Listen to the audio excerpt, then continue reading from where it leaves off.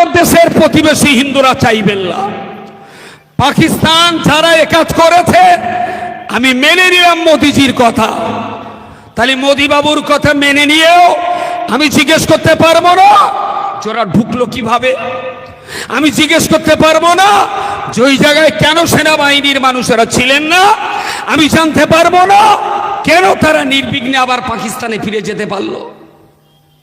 এই কটা কথা জিজ্ঞেস করলেই পরে আরএসএস আপনার দিকে তেড়ে আসবে। এরা কারা? আমি বারবার বলছি, আজ আবার বলছি, হিন্দু একটা জাতি, মুসলমান একটা জাতি, খ্রিস্টান একটা জাতি, বৌদ্ধ একটা জাতি, শিখ একটা জাতি, পার্সিয়ান একটা জাতি। এ সমস্ত জাতির ভারতের উন্নয়নে, ভারতের কল্যাণে, ভারতের অগ্রগতিতে সবারই রক্ত আছে আর জীবন বলিদান দেওয়া আছে। কিন্তু আরএসএস একটা জাতি যারা ভারতবর্ষকে চিরকাল রক্ত শোষণ করে খেয়েছে, দেশের জন্য যারা জানও দেয়নি, রক্তও দেয়নি, তার নাম হলো আরএসএস জাতি। এই আরএসএস এর দেওয়া আমার খাটা অনেক হিন্দু ভাইরা খাচ্ছেন আর ঢেকুর তুলছেন। আপনি লিখে রাখুন, আরএসএস কিন্তু যতটাই মুসলমানের শত্রু, আরএসএস কিন্তু ততটাই হিন্দুর শত্রু, এটাও মনে রাখুন। দেখছেন না পাইকুড়ি হারে ইউপির ভেতরে কিভাবে মন্দির ভাঙা হচ্ছে? দেখছেন না দলিত ছেলেটা নিচু জাতের হওয়ার কারণে মন্দিরে পানি খেতে গিয়েছিল, নিচু জাত হয়ে মন্দিরে ঢোকার, মন্দিরের কলে জল খাওয়ার কারণে কিভাবে কুকুরের মতো তাকে মারা হলো। দেখতে পাচ্ছেন না প্রতিদিন প্রতিনিয়ত ইউপির বিভিন্ন দলিত, আদিবাসী, এসসি, এসটিদের মায়েদের রাস্তাঘাটে বাইকের পিছনে কিভাবে শিয়াল কুত্তার মতো তারা টানা হেঁচড়া করছে। আপনার জানা নেই অযোধ্যার একটা রাম মন্দির তৈরি করতে যে 400 হিন্দু মন্দির ভেঙে তছনছ করা হয়েছে? আমার কথা লিখে রাখুন, আজ না হলেও কালকে মনে পড়বে আরএসএস যতটা মুসলমানের শত্রু, ততটাই কিন্তু ওরা হিন্দুর শত্রু। ওরা কিন্তু আপনার বন্ধু নয়। ওরা শুধু আপনার আর আমার মাথায় ঘোল ঢেলছে। তবে আমরা ওরা ঘোল দিলি সঙ্গে সঙ্গে মাথা সাবান দিয়ে শ্যাম্পু করে পরিষ্কার করে ফেলছি, আর অনেক ভাই ওদের ঘোল ডালায় ঢেকুর তুলে যাচ্ছে। পার্থক্য এইটাই। আজকে পহেলগাঁও কাণ্ডে এত কিছু হওয়ার পরেও একদম হেলিকপ্টার থেকে লাল কার্পেট বিছিয়ে আপনি যাচ্ছেন, জুতো পরে শহীদদের শ্রদ্ধা জানাতে যাচ্ছেন। আপনার লজ্জা হওয়া উচিত ছিল না যে আপনি আজকে লাল কার্পেটের উপর দিয়ে হেঁটে যেয়ে 26 জনের শ্রদ্ধা জানাতে যাচ্ছেন, 27 জনের? লজ্জা হওয়া উচিত ছিল। আসলে এটা দ্বিতীয় পুলওয়ামার পরিকল্পনা মাফিক ঘটেছে কিনা তা বিশালভাবে সন্দেহের অবকাশ রয়েছে। আমি আপনাদের বলছি, ভুলে গেলেও হবে না। ফেসবুক, হোয়াটসঅ্যাপ, সোশ্যাল মিডিয়া যারা চালান, আপনাদের বলছি ভুলে যাবেন না। মনে রাখুন, বারবার ওরা যতবার ধামা দিতে চাইবে, ধামা চাপা দিতে চাইবে, আমরা ততবার উস্কে দেব। কেন পুলওয়ামা কাণ্ডের তদন্ত আজও হয়নি? কেন দেশের 40 জন সেনার জীবনের বিনিময়ে জীবন চলে গেল, আজও সেই সত্য ঘটনা আমাদের সামনে এলো না? এই পহেলগাঁও কাণ্ডের আমরাও তদন্ত চাই, এর আসামিদের উপযুক্ত শাস্তি চাই। কেন 27 জন মানুষের প্রাণ চলে গেল, আমরা তার বিচার চাই। এইটা যেন কেউ কখনো আল্লাহর হস্তে ভুলে যাবেন না। হিন্দু ভাইদেরকে আমি চরণধুলিকে প্রণাম জানিয়ে নিবেদন করছি। এখনো তো আপনি পারছেন ইচ্ছা মতন মা দুর্গা, মা কালী, মা সরস্বতীদের পুজো পার্বণ করতে পারছেন। আরএসএস ক্ষমতায় আসলে যোগীর দেশের মতন নিচু জাতির কেউ আর ড্যাং ড্যাং করে পুজোটাও দিতে পারবেন। এটা লিখে রাখুন, এটা লিখে রাখুন। আরএসএস মুসলমানের যতটা শত্রু, আরএসএস কিন্তু হিন্দু ততটাই শত্রু। আরএসএস আর একটা আলাদা জাতের, আলাদা জগতের একটা আলাদা প্রাণী। সুতরাং এই জাতের হাত থেকে যতদিন দেশটাকে আমরা রক্ষা করতে না পারবো ততদিন পর্যন্ত আমরা নিরাপদ না। আমি অনেক জায়গায় বলেছি, আজও আপনাদেরকে বলছি, গান্ধীজির হত্যা করেছিল কে? জোরে বলেন। নাথুরাম গডসে। কোন দলের লোক ভাই? জোরে বলেন। এই তো আপনাদের তো পড়াশুনো নেই তো। আরএসএস।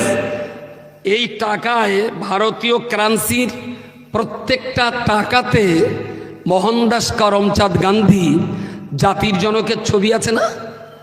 প্রত্যেক টাকায় জাতির জনকের ছবি আছে। তাহলে ভারতবর্ষের 135 কোটি মানুষ, আমরা এই মানুষটাকে অত্যন্ত শ্রদ্ধা করি। যদি এই মানুষটাকে শ্রদ্ধা না করতাম তাহলে তার ছবি আঁটা টাকা আমরা পকেটে রাখতাম না। তাহলে যে মানুষটাকে দেশের জনগণ এত ভালোবাসেন, শ্রদ্ধা করেন, এই মানুষটাকে যারা হত্যা করতে পারে তারা কখনো ইন্ডিয়া প্রেমিক হতে পারে? তারা কখনো ভারতবর্ষ প্রেমিক হতে পারে? একে হত্যা করেছে নাথুরাম গডসে। আরএসএস নাথুরাম গডসের মন্দির তৈরি হয়েছে, আর সেই মন্দিরে পুজো দিতে যায় আমাদের মোদিবাবু আর অমিত শাহ। আমি হিন্দু ভাইদের কাছে জানতে চাইছি, বলুন, যে মোহনদাস করমচাঁদ গান্ধী দেশের জন্য জীবন দিয়েছেন, সেই মোহনদাসকে যারাই হত্যা করলো তারা আপনার মতো হিন্দুকে হত্যা করবে, তাদের একবারও হাত কাঁপবে না। আপনি আরএসএস কে চিনুন, এরা কোন জাতি? এরা মহাত্মা গান্ধীকে হত্যা করা জাতি। দুর্ভাগ্যজনকভাবেই আপনাদের ভুল পদক্ষেপের কারণে গান্ধী খুনি আসামি যারা, তারাই আজকে দেশ চালাচ্ছে। এটা আপনাদের ভুলের জন্য, আমরা ওই ভুলটা খুব একটা করিনি। আমি দেশের আপামর হিন্দু, মুসলমান, শিখ, ইসাই সবাইকে ভাবতে অনুরোধ করছি। বলছেন হিন্দু খাতরে মে, হিন্দুর খাতরাটা কি আমার একটু বলে বোঝাবেন? হিন্দুদের খাতরাটা কি? রাষ্ট্রপতি হিন্দু, প্রধানমন্ত্রী হিন্দু, পুলিশ তো 100-র ভিতরে 98টা হিন্দু, ডাক্তার তো 100-র ভিতরে 97টা Hindu, WBCS, IAS, IPS officer, SDO, BDO, DG, IG 100-র ভিতরে প্রায় 99.5টা হিন্দু। আপনাদের ভয়টা কোন জায়গায় একটু বলবেন? হিন্দু খাতরে মেয়ে কি আপনাদের ভয়? মুসলমান আপনাদের কি ক্ষতি করেছে একটাবার কি বলবেন? আমার জাতির পক্ষ থেকে আমার জীবনের বলিদান দিয়ে অন্তত সেই ক্ষতির খেসারত আদায় করি। আমরা কি ক্ষতি করেছি আপনাদের? কোথায় খাতরা আছে? আসলে খাতরা কোনো জায়গায় নেই। খাতরা একটাই, সেটা আরএসএস খাতরা মে হ্যায়। দেশের হিন্দু মুসলমান তাতে ওর পয়সা রোজগার হয়। কি ওর নাম? আদিল নাকি? আদিল হোসেন, বোধহয় সৈয়দ, আবারও সৈয়দ আদিল হোসেন। ছেলেটা যখন ওই গুলি হচ্ছে এক জায়গা থেকে, ও তখন ছুটে যে আতঙ্কবাদীদের কাছ থেকে বন্দুক কাটতে গেছে। বন্দুক কাটতে গেলে ও গুলিবিদ্ধ হয়ে মরেছে। এর জীবনের কোনো দাম নেই।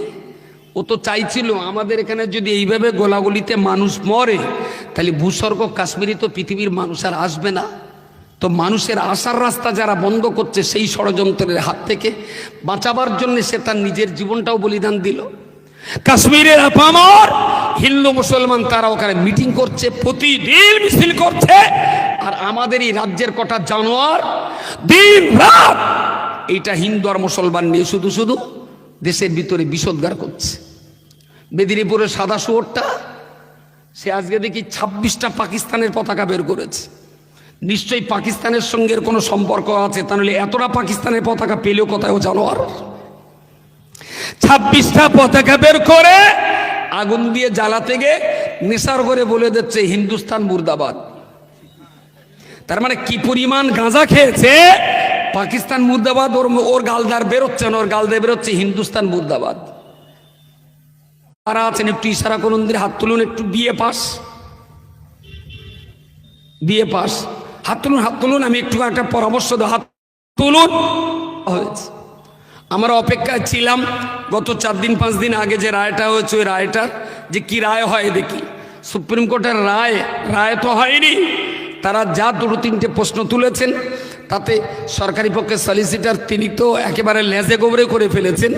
তখন আমরা ঠিক করলাম যে রায়টা যখন মন্তব্য বক্তব্য সমালোচনা যখন আমাদের পক্ষে আসছে, তাহলে এই মামলার আরও ভারী হওয়া উচিত।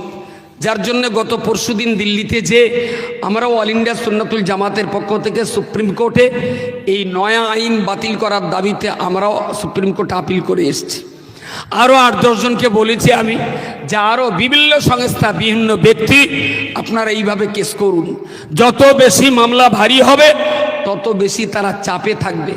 আর এরা এত লম্বা চওড়া কথা বলে যদি পার পেয়ে যায়, যদি মামলা না হয়, তাহলে কিন্তু ওর আগামী দিন আরও বড় রকম সন্ত্রাসবাদী হামলা তারা চালাবে। এই জন্য আমি প্রত্যেক শিক্ষিত ভাই বোনদেরকে বলছি যে যখন এই ধরনের দেশের দ্রোহী, দেশের সংবিধান বিরোধী, দেশের আইন বিরোধী, সম্প্রীতি বিরোধী, দাঙ্গার উস্কানিমূলক ফেসবুকে লিখুক আর ইউটিউব চ্যানেলে বক্তব্য রাখুক আর সোশ্যাল মিডিয়াতে লাইভ করুক, যাই হোক না কেন, দেখবেন সেটা সেখান থেকে প্রিন্ট আউট করে টালমাটাল ভাবেন, তাহলে কিন্তু আপনাদের সম্পর্কে আমাদের ধারণা পাল্টাতে যাবে। হয়তো বাইরে তেরঙ্গা, বাইরে হয়তো সবুজ, কিন্তু ভেতরটা হয়তো লাল। আমরা আপনাদের চিনতে ভুল করছি। এই সর্বনাশটা যেন আপনাদের দ্বারাতে না হয়। দেশের সংবিধান, দেশের সার্বভৌমত্ব, দেশের ঐতিহ্য, এদেশে হিন্দু থাকবে, এদেশে খ্রিস্টান থাকবে, এদেশে শিখ থাকবে, এদেশে বৌদ্ধ থাকবে। শুধু এদেশে আরএসএস নামে কোনো চাট্টিরা থাকবে না, থাকবে না, থাকবে না। তাদের শেষ করে তবে আমরা আমাদের আন্দোলন থেকে ইস্তফা নেব। যতদিন পর্যন্ত আরএসএসকে আমরা দেশ ছাড়া করতে না পারি, ততদিন আমার এই আন্দোলন, আমাদের আন্দোলন চালিয়ে যেতে হবে। রাজি আছেন? দয়া করে যেন ভুলে যাবেন না। আমাদের জাত শত্রু, দেশের জাত শত্রু, হিন্দুর শত্রু, খ্রিস্টানের শত্রু, শিখ বৌদ্ধ পার্সিয়ানের শত্রু, দেশের শত্রু, সংবিধানের শত্রু, গান্ধীজি শত্রু, বাবা সাহেব ভীমরাও আম্বেদকরের শত্রু। এই আরএসএস মুক্ত ভারত লড়াই, ভারত প্রতিষ্ঠা করবার, আরএসএস মুক্ত দেশ প্রতিষ্ঠা করবার এই আন্দোলন আমাদের আমরণ চালিয়ে যেতে হবে। ভালো থাকুন, সুস্থ থাকুন। আমার বেলেঘাটে একটা প্রোগ্রাম চলছে, ওখানে একটু যেতেই হবে, আমার মাগরিবের আগে যাওয়ার কথা। বাধ্য হয়ে আমি একটু আগে বললাম, ক্ষমা সুন্দর চোখে দেখবেন। আসসালামু আলাইকুম রহমতুল্লাহ।